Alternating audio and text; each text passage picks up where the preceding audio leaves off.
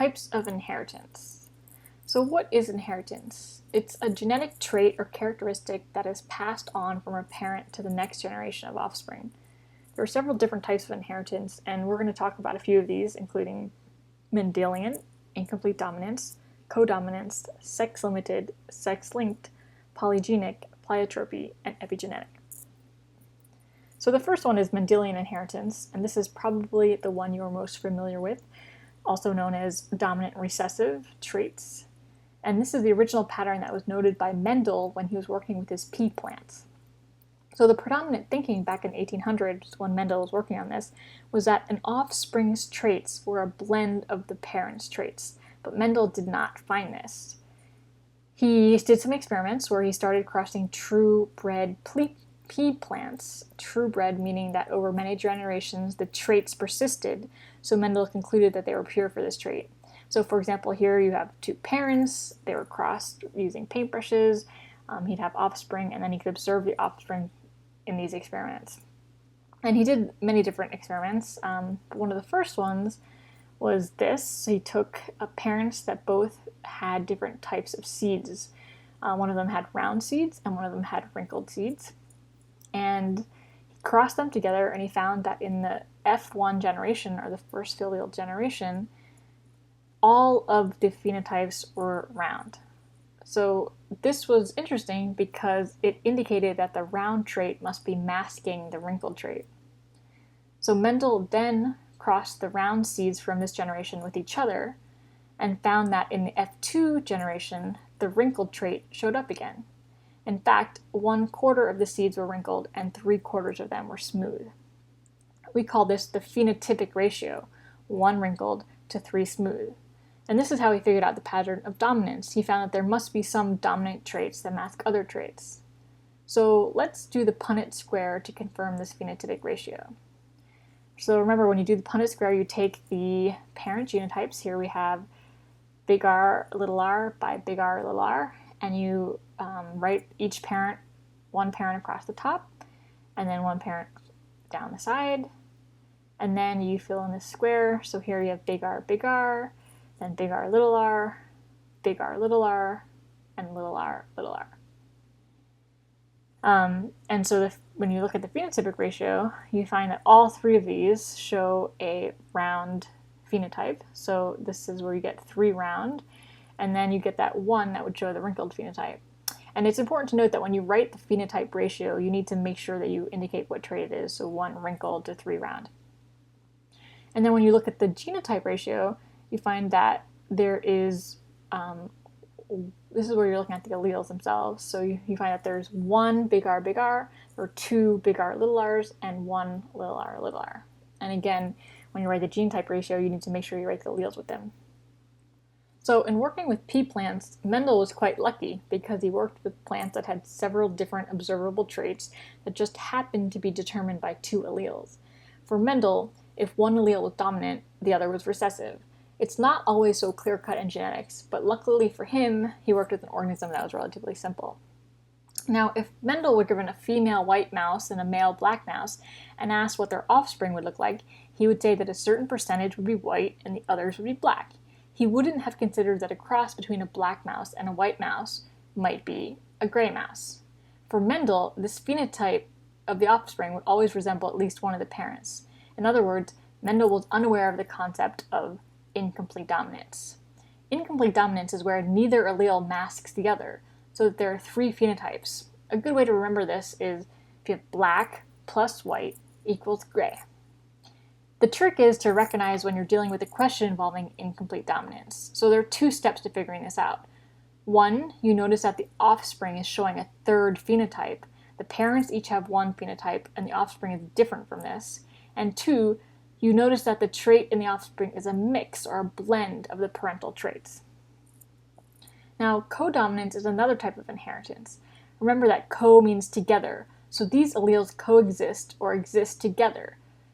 So let's go back to the black and white mouse. We have the black and white mouse, and when they mate, they have a 3rd phenotype. This time, the offspring is not gray, but here with codominance, both parental traits appear together, and you end up getting a mix of black and white. And you can see here that the traits themselves, you don't see any, the letters are all big because they represent that there is no dominant and recessive. So you can remember this one like this. So you have black plus white equals black and white spotted.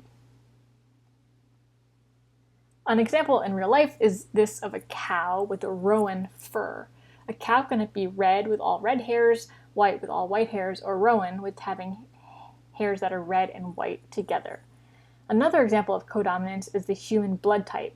So here you see the A blood that has little round circular proteins, and the B has these square-shaped proteins, and then the AB shows both of the proteins, and then the O, of course, has no protein. So this is another example of codominance.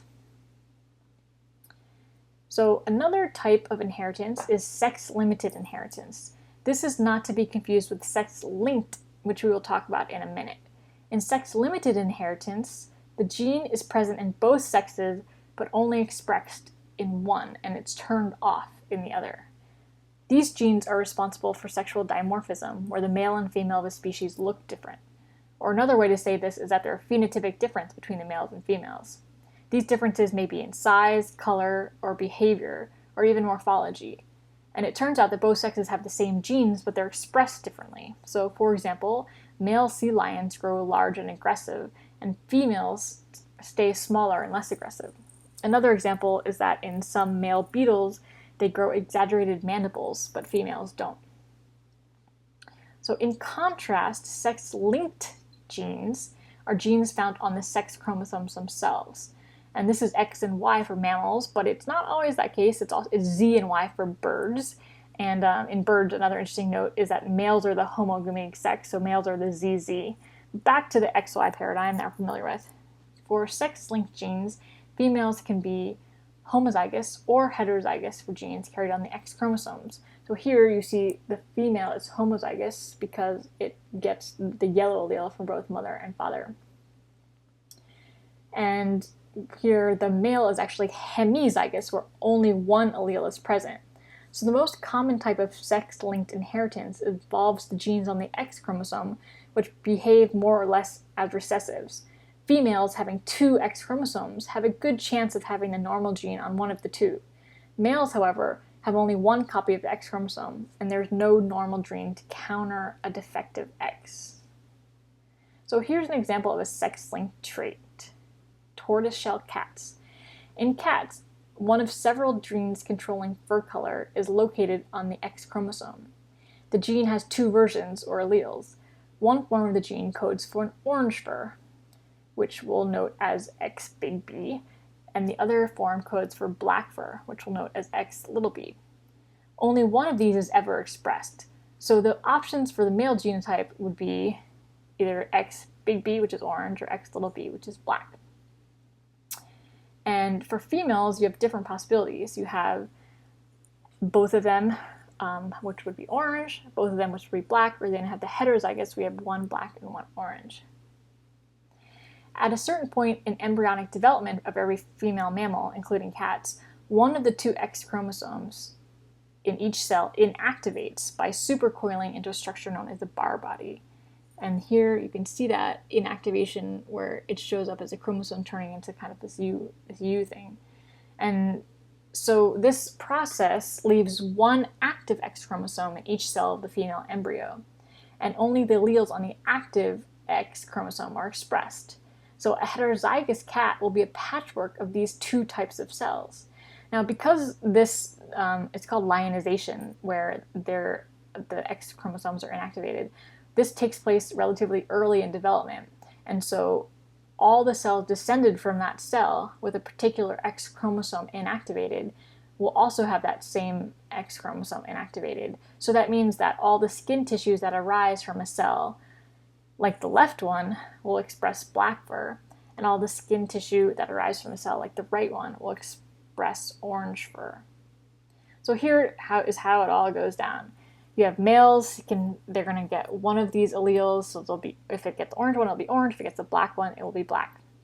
In females, it can get two blacks, and one of those blacks becomes a Barr body, and then that stays black. You can get two oranges, and one of those oranges becomes inactivated, and it still stays orange.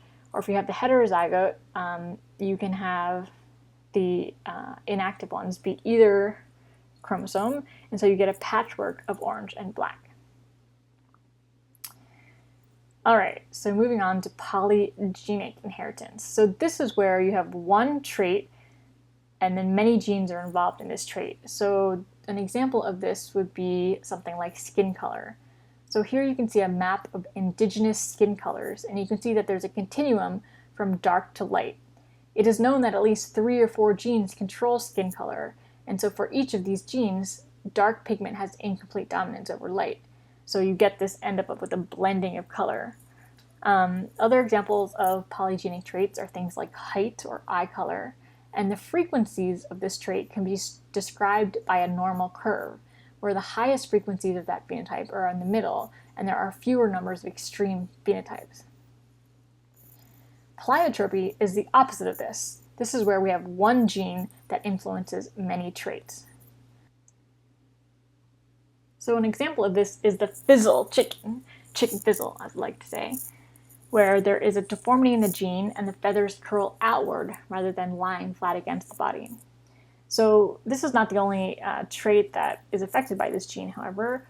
In addition to having this feathered trait, these genes also cause the bird to have abnormal body temperatures, higher metabolic and blood flow rates, and also greater digestive capacity. Oh, and also they lay fewer eggs than their wild type counterparts. So this shows you that this gene is pleiotropic and that it can affect many different things. So the last type of inheritance that we're going to talk about is epigenetic inheritance. This is where phenotypic variation occurs without genotypic variation. So meaning that a trait can be different not because the DNA itself is different, but because there are other molecules that act on the DNA that controls gene expression. So here's a picture of this. Here you can see there are a couple different things going on with this DNA. On the left-hand side, you see this little ME circle that indicates methylation. So if you have DNA that where methylation gets added onto DNA, it can block gene expression. Or you can also have the way that the DNA is wrapped around histones either block or encourage gene expression. So the really neat thing about this is that this means that traits can change in one's lifetime, perhaps maybe due to environmental influences, and also there's evidence that these types of markers may be passed on from parents to offspring. So how might this appear in nature? Well, an interesting example is the lion-tiger hybrid. So lions and tigers don't normally meet in nature, but they can get along very well in captivity, where they sometimes produce hybrid offspring. The offspring look different depending on who the mother is. So a male lion and a female tiger produces a liger, the biggest of the big cats. A male tiger and a female lion produces a tigon, a cat that is about the same size as its parents.